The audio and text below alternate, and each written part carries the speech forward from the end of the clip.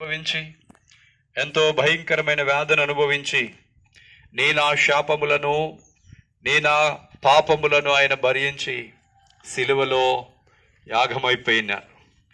ఆ సిలువ యాగము దేని కొరకు అని అంటే, ఈ లోకములో మనము జన్మదా వచ్చిన పాపము కర్మదానిగా చేసినటువంటి ఆ పాపాలను భరించడానికి మన శక్తి చాలదు, మన జీవితం సరిపోదు గనుక ఆ తండ్రి అయిన దేవుడు తన కుమారుని భూలోకానికి పంపించి మనందరి పాపాల విమోచన కొరకు తన కుమారుణ్ణి బలిగా ఇచ్చారు.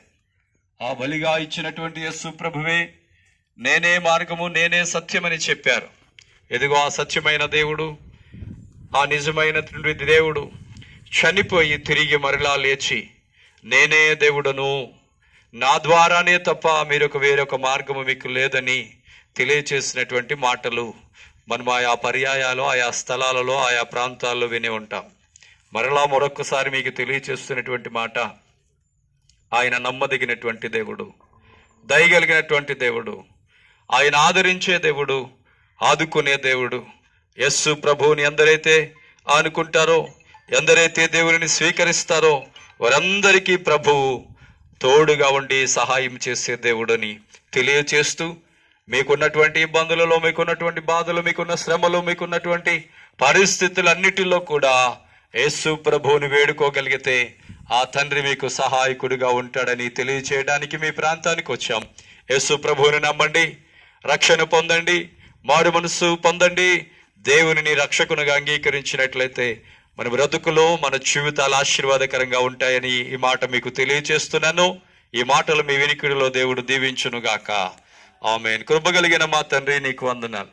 ఇదిగో నాయన, ఈ ప్రాంతాన్ని, ఈ బోడిగూడెం ప్రాంతాన్ని మీరు దర్శించండి అయ్యా, రక్షించండి ప్రభువా. ఎందరైతే ఈ ప్రాంతంలో బలహీనలు ఉన్నారో, ఎందరైతే ప్రభా నీకు స్తోత్రాలు నాయనా, నా తండ్రి ప్రభా ఇబ్బందుల్లో ఉన్నారో వారందరినీ రక్షించండి, కాపాడండి నాయనా. మీరే సహాయం చేయండి. వీరు చేస్తున్నటువంటి పనుల్లో, కష్టంలో నాయనా మీరే నెమ్మది అనుగ్రహించండి నాయన. వారి చేతుల కష్టార్జితం నాయన వారు భుజించడానికి సహాయం చేయండి.